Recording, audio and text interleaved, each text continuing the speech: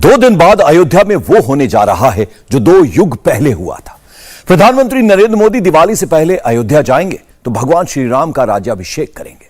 छोटी दिवाली के दिन रामलला विराजमान के दर्शन और पूजन करने के बाद शुभ मुहूर्त आने पर रामलला को सिंहासन पर बिठाया जाएगा और प्रधानमंत्री मोदी रामलला को राज मुकुट पहनाएंगे। श्री राम के राज्याभिषेक के बाद ही अयोध्या में सरयू नदी के घाट पर दीपोत्सव शुरू होगा, जिसमें 15 लाख से ज्यादा दिए जलाए जाएंगे। मोदी सरयू नदी के नए घाट पर आरती करेंगे और वहीं 3D holographic projection mapping show देखेंगे। यह तो हुई वो बातें जो मोदी अयोध्या में करेंगे, लेकिन प्रधानमंत्री उस दिन क्या कहेंगे जिसका ट्रेलर अयोध्या में दिखने लगा है। पूरी डिटेल आपको इस रिपोर्ट में बताते हैं।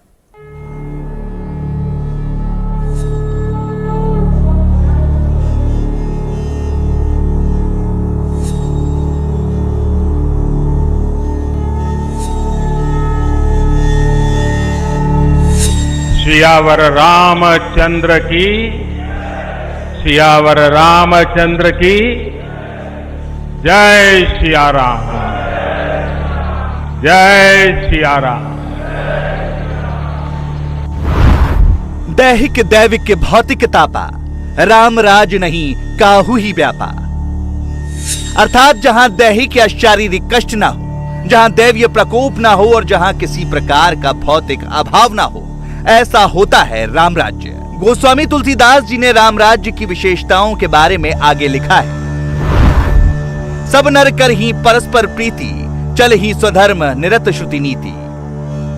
अर्थात जहां सभी लोग परस्पर प्रेम करते हैं और वेदों में बताई हुई नीति के अनुसार अपने धर्म का पालन करते हैं, ये होता है राम राज्य।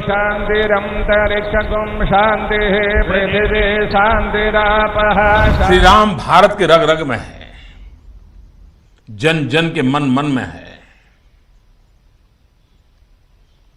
और इसलिए जब हम श्री राम के विषय में सोचते हैं तो श्री राम एक आदर्श पुत्र, आदर्श भाई, आदर्श पति, आदर्श मित्र, आदर्श राजा। अयोध्या भी एक आदर्श नगर था, तो राम राज्य एक आदर्श शासन व्यवस्था थी। महाकवि कंबन ने कंब रामायण में कौशल राज्य को एक सुराज्य, एक सुशासित राज्य बताया है।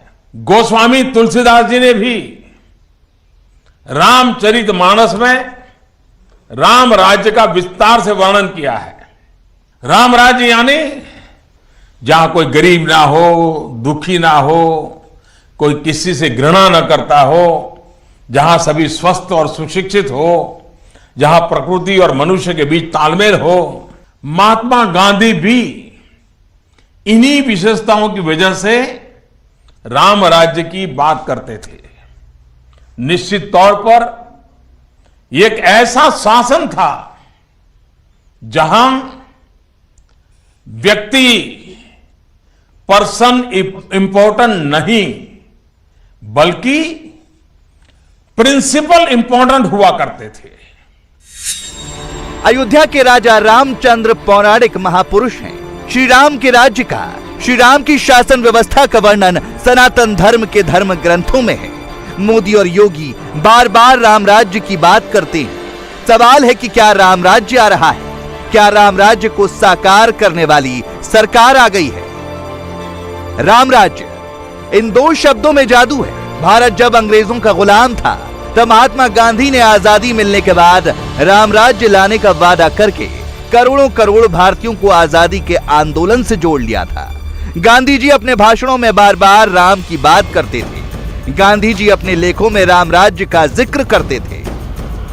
आजादी मिली तो दशकों तक राम को भुला दिया गया। गांधी जी की खड़ाऊ लेकर शासन चलाने वालों को हंसी ठिठोली का सब्जेक्ट बना दिया। आजादी मिलने के 75 साल बाद देश में अब ऐसे प्रधानमंत्री हैं जो राम राज्य की बात करते हैं। मोदी सिर्फ बात ही नहीं करते, बल्कि राम राज्य साकार करने के प्रयास भी करते हैं। क्या गांधी का राम राज्य और मोदी का राम राज्य एक ही है? क्या गांधी का राम राज्य और मोदी का राम राज्य एक हो सकता है? राम राज्य के बारे में गांधी और मोदी की सोच एक है, लेकिन अप्रोच में कुछ अंतर तो अवश्य है।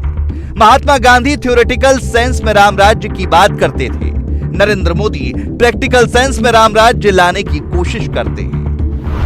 श्री राम की नीति है और वो क्या है? भय बिनु होई न प्रीति। इसलिए हमारा देश जितना ताकतवर होगा उतनी ही प्रीति और शांति भी बनी रहेगी। राम की यही नीति, राम की यही रीति सदियों से भारत का मार्गदर्शन करती रही है। राष्ट्रपिता महात्मा गांधी ने इन्हीं सूत्रों, इन्हीं मंत्रों के आलोक में राम राज्य का सपना देखा था।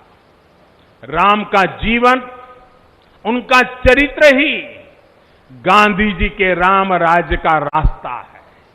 साथियों, स्वयं प्रभु श्री राम ने कहा है, देश काल अवसर अनुआहारी, बोले वचन विनित विचारी। अर्थात राम समय, स्थान और परिस्थितियों के हिसाब से बोलते हैं, सोचते हैं, करते भी है। राम हमें समय के साथ बढ़ना सिखाते हैं,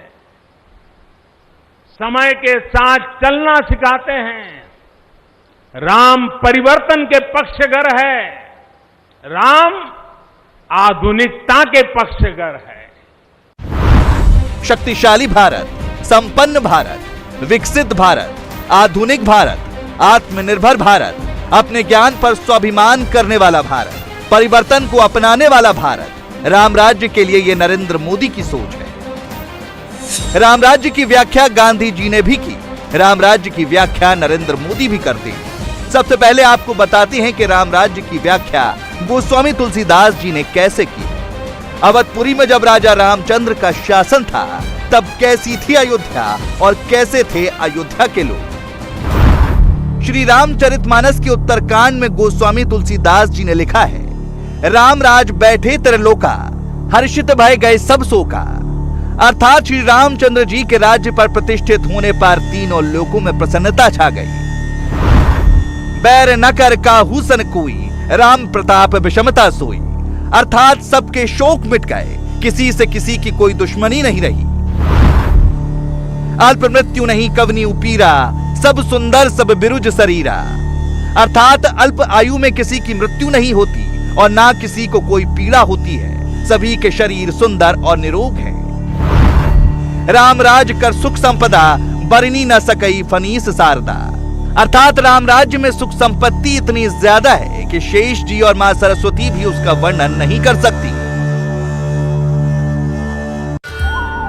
गोस्वामी तुलसीदास से पहले महर्षि वाल्मीकि ने रामायण की रचना की, तो उस महाकाव्य के युद्धकांड में राम राज्य का वर्णन किया। रामो रामो रामिति प्रजा नाम भवन कथः, राम भूतम जगाभुद्रा में राज्यम प्रशासति। अर्थात जब राम ने शासन किया तब लोगों की बातचीत राम पर ही केंद्रित थी। राम और सिर्फ राम, पूरा संसार ही राममय हो गया था। श्री राम की शासन व्यवस्था को महात्मा गांधी ने भी भारत के लिए आदर्श माना। राम राज्य से गांधी जी का मतलब एक ऐसा राज्य बनाना था जो न्याय और समानता के मूल्यों पर चले, जहां हर नागरिक का सम्मान हो, देश के सबसे कमजोर नागरिकों को भी न्याय मिले। गांधी जी ने जो सोचा उसे संविधान में जगह दी गई। भारत के संविधान में जहां मूल अधिकारों को लिखा गया, वहां सबसे ऊपर भगवान श्री राम, माता जानकी और लक्ष्मण की तस्वीर है। समानता का अधिकार, स्वतंत्रता का अधिकार, शोषण के विरुद्ध अधिकार, धर्म, संस्कृति एवं शिक्षा की स्वतंत्रता का अधिकार, संपत्ति का अधिकार और संवैधानिक उपचार का अधिकार। संविधान ने भारत के हर नागरिक को जो अधिकार दिए, उनके पीछे राम राज्य की अवधारणा है। राम राज्य के बारे में गांधी जी ने जो सोचा, उसे अगले पायदान पर नरेंद्र मोदी ले जा रहे हैं। अयोध्या में श्री राम का भव्य मंदिर बनाना तो राम राज्य का एक प्रतीक बर है। राम राज्य के प्रति मोदी की सोच उससे आगे की है। राम रावण को हराकर बड़े नहीं बने, बल्कि राम तब राम बने जब उन्होंने उन लोगों को साथ लिया जो सर्वहारा थे, साधनहीन थे। उन्होंने उन लोगों का आत्मगौरव बहाल किया और उनमें विजय का विश्वास पैदा किया। भगवान राम के जीवन में उस भूमिका को स्वीकार नहीं किया जो उनके वंश द्वारा जो परंपराएं थी, कई के वरों में कई बातें हम लोग जानते हैं। वो जब अयोध्या से बाहर निकले थे तो एक नगर की सरहद से ही बाहर नहीं निकले, लेकिन पूरे विश्व को, पूरी मानवता को अपने आप में समाहित करते हुए आदर्श क्या होता है, मूल्य क्या होते हैं, मूल्यों के प्रति जीवन का समर्पण क्या होता है, उसे उन्होंने जी करके दिखाया था। मोदी सरकार की योजनाओं को उठाकर देख लीजिए। फ्री राशन से लेकर फ्री इलाज की योजना तक मोदी ने जितने भी स्कीम चलाए हैं, उनमें सब में आखिरी आदमी, सबसे गरीब आदमी, सबसे वंचित आदमी को अहमियत दी जाती है। गांधी जी ने राम राज्य की अवधारणा से वेलफेयर स्टेट वाला प्रिंसिपल निकाला था। मोदी ने उसे रियल सेंस में सच करके दिखाया। 80 करोड़ लोगों को फ्री राशन, शहरी और देहाती गरीबों को मकान, महामारी फैलने पर फ्री टीका, आयुष्मान कार्ड से फ्री इलाज, किसानों को सम्मान निधि, मजदूरों को फ्री बीमा और पेंशन, महिलाओं को फ्री सिलेंडर, डायरेक्ट खाते में पैसा। प्रधानमंत्री के सियासी दुश्मन नरेंद्र मोदी के बारे में चाहे जितनी बातें फैलाएं, हकीकत तो यही है कि गरीबों का ध्यान तो मोदी ही रख रहे हैं। यकीनन ये 100% राम राज्य नहीं है। यकीनन मोदी का शासन भगवान राम के शासन जैसा बेदाग नहीं है, लेकिन राम की प्रेरणा से राम राज्य की अवधारणा तक पहुंचने की कोशिश तो मोदी ही कर रहे हैं। गोस्वामी तुलसीदास जी कह गए हैं, गोस्वामी जी ने कहा है, जहां सुमति तहां संपत्ति नाना, जहां कुमति तहां विपत्ति निदाना, जहां शुद्ध बुद्धि होती है वहां हमेशा सुख की स्थिति बनी रहती है, और जहां कुबुद्धि होती है वहां हमेशा संकट का साया बना रहता है। हम तो गरीब की सेवा का संकल्प लेकर आगे बढ़ रहे हैं। प्रधानमंत्री अयोध्या जाने वाले हैं, जहां सबसे पहले राम राज्य की स्थापना हुई, जहां श्री राम की राजधानी थी। उसी अयोध्या से नरेंद्र मोदी पूरी दुनिया को संदेश देने वाले। जिस सरयू नदी के जल से श्री राम स्नान किया करते थे, नरेंद्र मोदी उसी सरयू नदी की आरती उतारने वाले। प्रधानमंत्री का धर्म और प्रधानमंत्री का कर्म अलग अलग नहीं है। नरेंद्र मोदी ने धर्म और कर्म का भेद मिटा दिया है। इसी अयोध्या में 2.25 साल पहले 5 अगस्त 2020 को नरेंद्र मोदी ने श्री राम जन्मभूमि पर भगवान के भव्य और दिव्य मंदिर का भूमि पूजन करने के बाद राम राज्य वाला अपना संदेश दिया था। श्री राम का चरित्र सबसे अधिक जिस केंद्र बिंदु पर घूमता है वो है सत्य पर अड़िग रहना। इसलिए ही श्री राम संपूर्ण है। इसलिए ही वो हजारों वर्षों से भारत के लिए प्रकाश स्तंभ बने हुए हैं। श्री राम ने सामाजिक समरसता को अपने शासन की आधारशिला बनाया था। उन्होंने गुरु वशिष्ठ से ज्ञान, केवट से प्रेम, सबरी से मातृत्व, हनुमान जी एवं वनवासी बंधुओं से सहयोग और प्रजा से विश्वास प्राप्त किया। यहां तक कि एक गिलहरी की महत्ता को भी उन्होंने सहर्ष स्वीकार किया। लंका विजय के बाद श्री राम जब राजा बने तो राम राज्य शुरू हुआ। उस राम राज्य के 6 प्रमुख आयाम हैं। राम रक्षक हैं, वो सबके लिए अधिकारों की रक्षा करते हैं।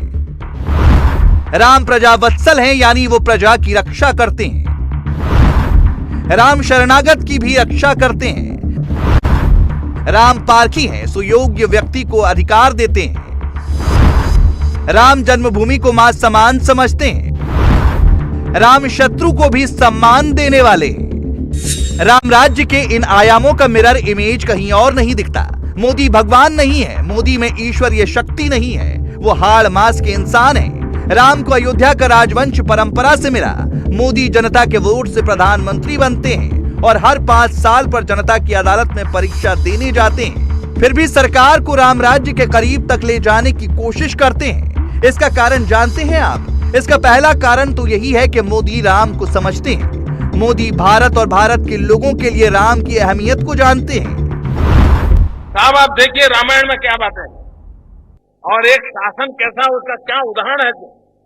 रामायण में लिखा है मित्रों, राम राज बैठे त्रैलोका, हर्षित भय गए सब शोका, बैरुन कर काहू सन कोई, राम प्रताप विषमता खोई। राम प्रताप विषमता खोई। मित्रों आज सब कहते हैं कोई भेदभाव नहीं होना चाहिए, कहते हैं शासन कैसा होना है। मित्रों इसका मतलब क्या है? ऐसा शासन जिसमें विषमता न हो, ऊंच नीच न हो, गरीब और अमीर के बीच भेद न हो, ऐसा शासन होना चाहिए। ये राम राज्य की कल्पना में लिखा है। अब मुझे बताइए कि ऐसा होना चाहिए कि नहीं होना चाहिए? और अगर ऐसा होने जाए उसको राम राज्य कहे तो कोई कम्युनल है क्या? मोदी अयोध्या पहुंचेंगे तो राम कथा का अगला अध्याय सुनाएंगे। उसमें राम राज्य की नई व्याख्या भी होगी। अयोध्या तैयार है, भारतवर्ष तैयार है, त्योहार का समय है, प्रधानमंत्री उसमें शामिल होने आ रहे हैं। सनातन धर्मी हिंदुओं के लिए छोटी दिवाली ही बड़ी दिवाली है। इंडिया टीवी हर वक्त हर जगह डाउनलोड करने के लिए सर्च करें India TV news Google play store या ऐप स्टोर पर।